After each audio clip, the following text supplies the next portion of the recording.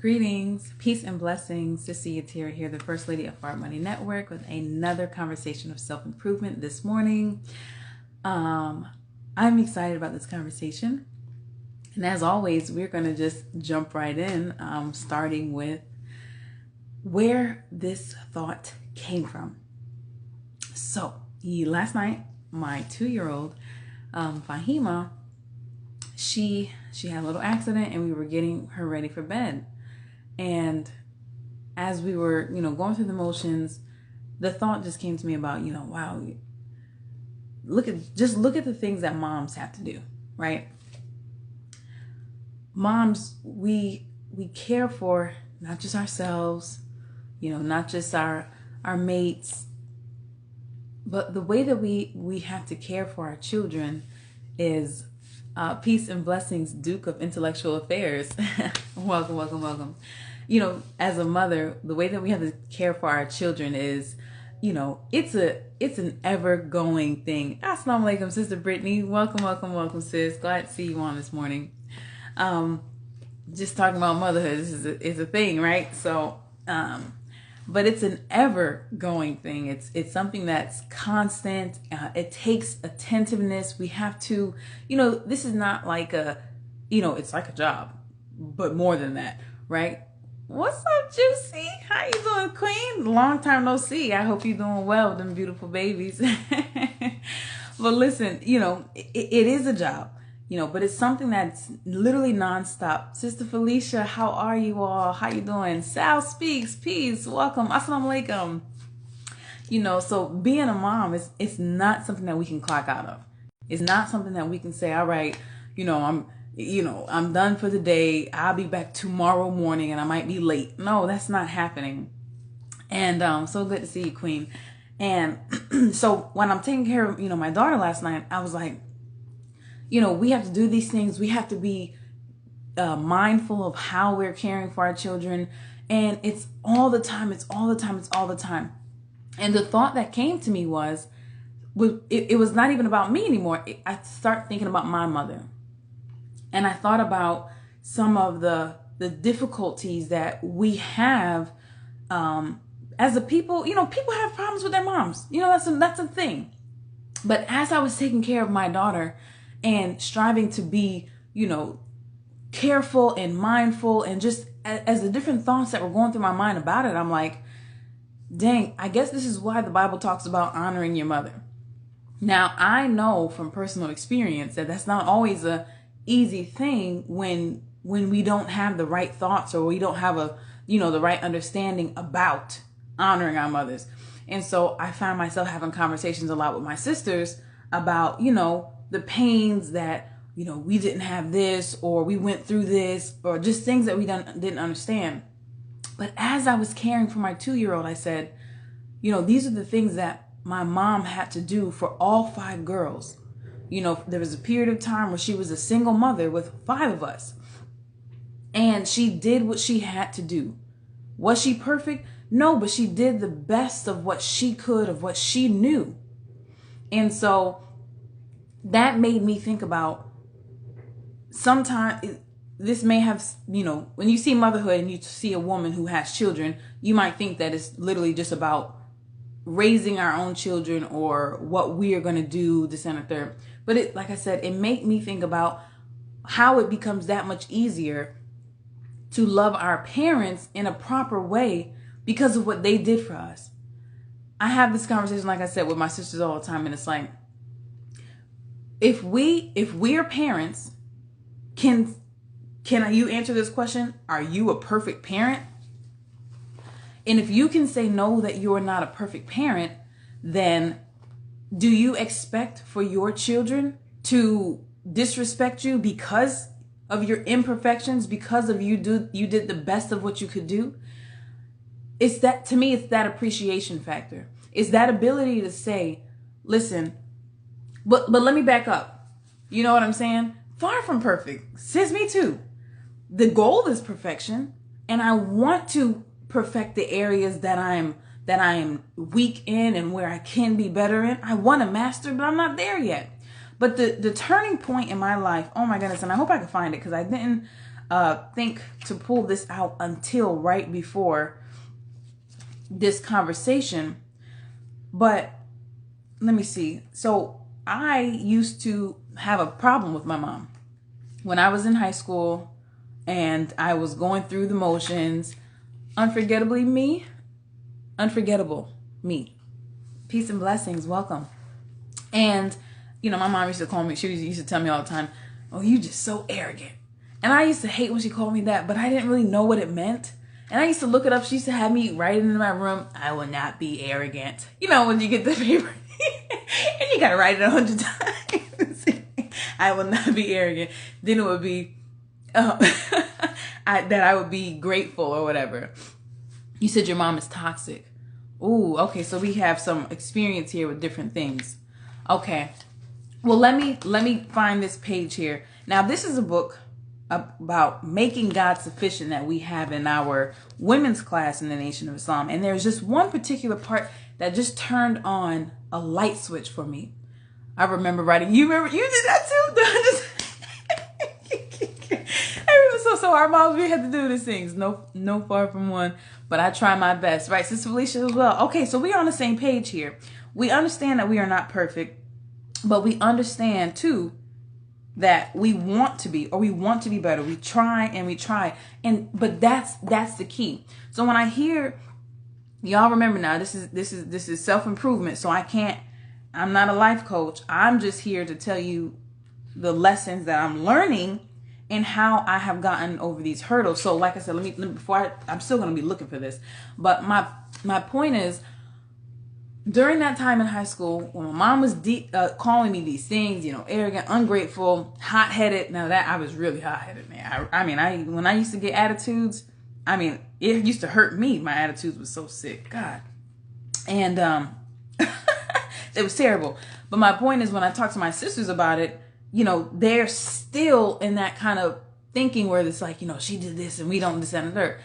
And what I find myself telling them is, sis, listen, these are some of the things that we can't hold on to that. You know what I'm saying? We have to, especially now that I have children, and that's the second breaking point for me, having children now. So now that I have children and I'm like, dang, this is what she was talking about, or now I can see the stress, because my biggest problem with my mom growing up was, I used to say, you know, I used to tell her how she wasn't emotionally there for me. And there was a point in time when I was a single mother. I had my daughter, and, you know, I had just gone through a divorce, and I also had my nephew under my care. So I had two children that I was caring for, working a full-time job, and I was full-time in the mosque. And so for people who don't know, you know, the mosque life is, you know, it's full-time. You're there Sunday morning, you know, from 10 until, you know, 1, a little bit after 1-ish. Wednesday night, we have study groups starting around 7:30. Friday night, we have study group starting around 7:30, or is it 8:30? 7:30 on Fridays. Now I'm on Zoom times, but Wednesdays and Fridays, and then we have an MGT class in the morning. Saturdays was at 9 a.m., but you got to be there before that. I wasn't really able to participate too much with Vanguard class, which is earlier than that. But my point is, I was doing all this for two children, so right, sis, full-time soldier. So it was so much. And I got to the point where I was on autopilot. I'm doing this, this is where I gotta be, dinner needs to be here, there needs to be the time, it's time for you to go to bed, no time for talking, no time for playing. You know, it was just like, I gotta stick to the schedule, Not that the schedule couldn't have included playtime, you know, emotional time, engagement time, but I didn't know how to put that in, right? So, and this is a breaking point. If I didn't know how to do it, and I see the fault that my mom didn't do it, then it makes me, because as I'm learning to be humble, for me, it makes me stop and say, okay, my mom wasn't emotionally available for me because she was working a full-time job, taking care of 5 children, taking care of bills, making sure that we had what we had. She had food for us nightly. We had new clothes every year for school. Some of us is late, so she's making all these arrangements. And if she didn't, and she wasn't giving to me something that maybe she didn't even know how to give, or maybe she didn't have. And then as we talk and as I learn her history and about her upbringing and her rearing from her mother, she absolutely didn't have any kind of emotional support. She knew nothing about emotions. So for me, what that did was a reality check. Okay, well, it has to start with me, it has to stop with me, and it has to start with me. Both ways, in both directions. So now I have to stop being angry at her for what she didn't give me. Now that I know, now that I understand what it's like to have children and try to do it, but also not know how to do it, not even know about it. You know what I'm saying? Praise be to Allah. So now in her direction, I'm like, understanding is there. Grace is there. Mercy is there. Love is there. While you did all of what you did do, I did have a roof over my head. That was an action of love. You did with the best that you could. If I did come to you and ask you for stuff, you did talk to me. You may not have initiated emotional conversations, or you may not have known how to start, or, have whatever. You may not have known, but when I needed certain things and when I did come to you, you were there. Understanding, love, grace, mercy, peace.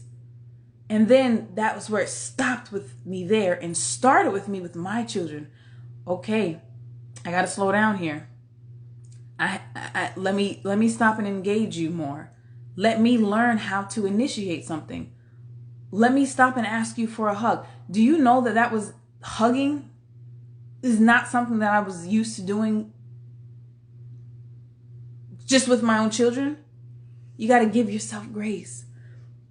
You got to give yourself that adjustment period. You got to give yourself understanding. We be hard on ourselves, let alone other people. We know we can be hard on other people, but we're hard on other people because we are hard on ourselves. That's why it's about self-improvement. That allowed you to be the best mother for your children. Oh, Sister Felicia, that's it. That absolutely. Hugging was a chore for me, sis. I cried. Wow. But this is beautiful because sometimes we think that, oh my goodness. Oh Allah, please help me through this conversation because it's so powerful and it's so deep. Hugging was a chore for me, sis. I cried.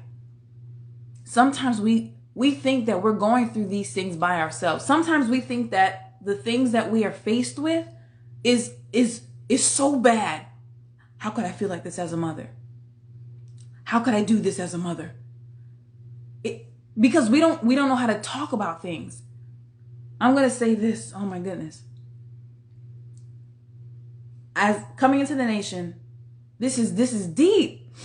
Learning about Dianetics, learning about engrams, learning about these things, I learned that there's things, and not even just that, but the minister also tells us about when the mother, how to give birth to a guide while mother is pregnant with life.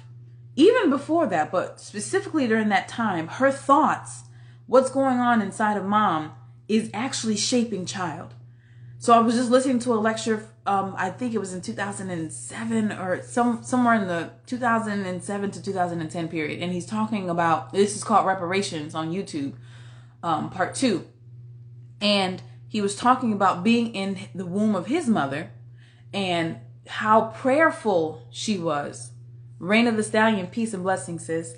And how prayerful she was because she was in fear during the pregnancy. Now the circumstances has to do, she was married, but that husband was like aloof and estranged from her, and she was with another man. And so when her husband came back home, she was pregnant with the minister, and but she basically, you know what I'm saying, the insecurity trickled down. Yes, ma'am. Right. So that fear and all of that, but the prayers of this woman is what made him, good morning, sis, who he is. She was so afraid that she just called on God. She just called on God. Now there's more to the story, but that's just one aspect that I wanted to highlight, because there's things that my mother went through in pregnancy, specifically with me, that to this day, I don't think that she's ready to deal with some of the things, but I can see it because there's things that I went through giving birth to my child that I can see. So when I ask her certain questions, like, she didn't really like my father. And there's a lot of backstory in that. But I remember asking her as a little girl, well, Mom, if you didn't like Ema, I call her Hebrew because I grew up Jewish. And, so I said, Ema, if you didn't like my father and you say, she used to say, you look just like your father. And so it just is like, you don't like him. You tell me that I look just like him. You're saying it in that manner. So I ask you, Ema, if I look like him, and you don't like him, does that mean that you don't like me? And her answer, I think, of course, is going to be the obvious mom answer. No, of course. I love you. I think deep down, though, there's something there that she would never talk about. Sis, absolutely. I believe that. And so I went through a divorce and I had my child. This is self-improvement. I'm just being transparent. There was things that really hurt me, that really, upset me. And I couldn't figure out, what is this rift between me and my beautiful child? And so because in my mind, certain things are coming up in my mind. Again, this is my goodness, this is going to have to be something else. I don't even know what this conversation has turned into, but peace and blessings, yada. Right words are absolutely powerful, sis. And so because I'm looking at, okay, well, my mom said that this wasn't her reality. Why is it mine? Why am I feeling this? And then I feel like I'm a horrible person because nobody can relate. So then we just try to go on with emotions. We try to just tuck it. All right, well, I'll just try to get better. I'll just try to get better. I'll just try to get better. I'll just try to get better. But how? I don't know what's going on with me mentally. And then one of my sisters was talking to me. Thank Allah for the women that He has blessed me with, or to be in my life. And we were just having a conversation, and she was just explaining to me, I don't even remember what that conversation was about. But in the conversation, she just came out of her mouth and just said, sis, you might not even like your child at sometimes because of the relationship and because of what happened to you. And when she said it, I almost broke out in tears because I didn't know that was really a thing. I thought that there was something wrong with me for going through what I was going through. But to be able to release, to be able to have somebody to understand and to give it balance. No, it's for a reason that those things is there, but you don't want to deny it. You don't want to ignore it. You don't want to just play like they don't exist. That causes mental imbalances. You know what I'm saying? These are the things that it causes. So it allowed me to deal with it, look it in his face and say, you felt shame for facing your truth. Sis, absolutely. Absolutely.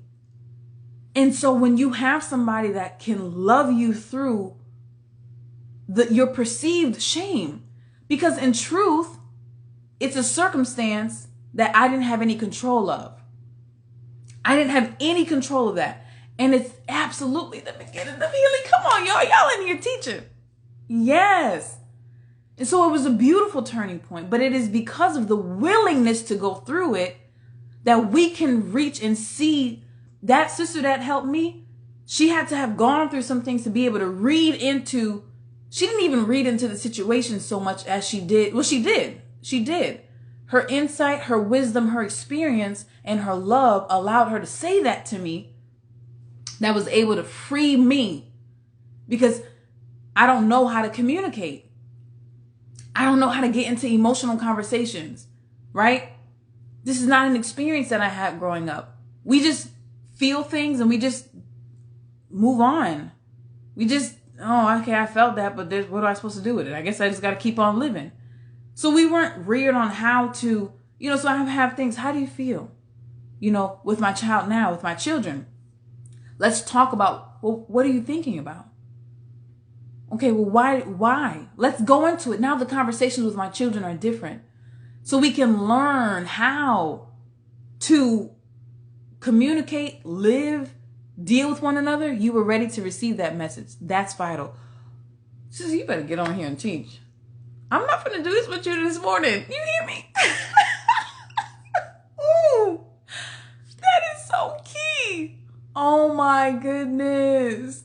Because sometimes the messenger can come and deliver a message that wasn't ready to receive. Oh my goodness, that's so key. I was ready to receive that message, because otherwise when it was said, I would have denied it. No, I would have did the same thing that my mom did, because she didn't have any other, wa alaikum salam, Sister Sakina, because she didn't have any balance to it. See, I'm blessed to be in the nation where I know the true and living God. At that time for my mom, she was going through disappointment with God. So she had to turn away and lean on her own understanding, which is going to cause us insanity. These children today make us understand them. Absolutely. Right? Sister Felicia, we were talking about that the other day with your 8-year-old, right? They're just brilliant. And my daughter is a talker, but she's insightful, and she listens, and she doesn't always understand, everything that's happening in a conversation, but the ability for her to is there, and we see it. And there was just something in here that I haven't found it, because this conversation has just, it went right where I believe God wanted it to go. Yeah, I'm just trying to find it, because the point with the mothers and the parents, there's a part in here where he's talking about us, about how we are with our parents. And when I read this, it like I said, it just turned on a light switch for me. And I said, wow, the minister's words is just, it's just that beautiful. It's just that beautiful, and it's just that plain. Okay, here it is. This comes from a lecture called The Problem in Relationships. It was done on November 13th, 1988. Page 29 for the MGT with the book Make Allah Sufficient. Because that's it. We have to make God sufficient. This brings me back to one of our self-improvement talks of, however many days ago. Maybe it was Let Go and Let God. And I keep these in the series, but I'm also putting them on our YouTube channel. But it's about when we make God sufficient, that means that people do not get negated when we keep God first in our life. Nobody gets neglected when we make God first in our life. When God is first, you take care of yourself properly. You take care of your mate properly. For women, our husbands is next, right? We take care of him properly. We take care of our children properly. So nobody's getting left out. We put enough time for ourselves and God, for our mates, for our children, for our chores, for our homemaking, for our activities, for our business. Nothing gets negated.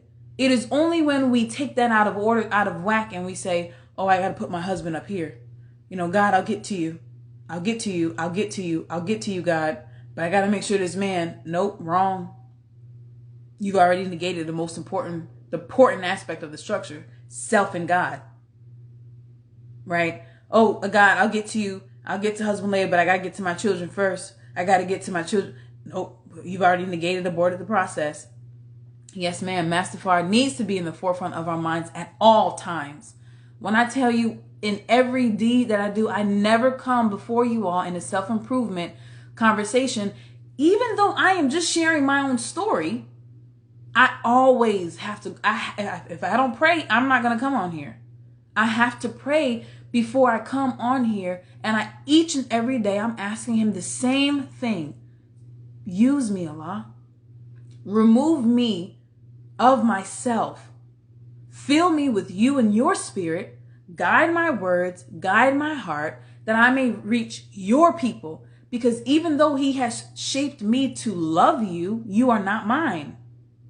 So the best way that I can be a servant to you all from where I am right now is by sharing my self-improvement journey to inspire you, to inspire others to pick up your cross in the self-improvement process, or to encourage you through your self-improvement process. A lot of us are already on it, right? But I want to inspire people who find it difficult to look at themselves in the mirror. Because it can be, and it is a difficult process.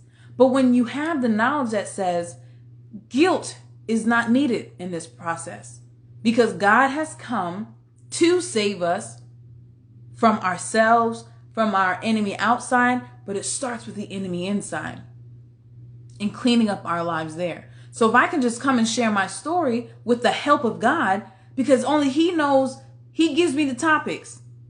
You know, He guides my thoughts. He brings on people who need to come on.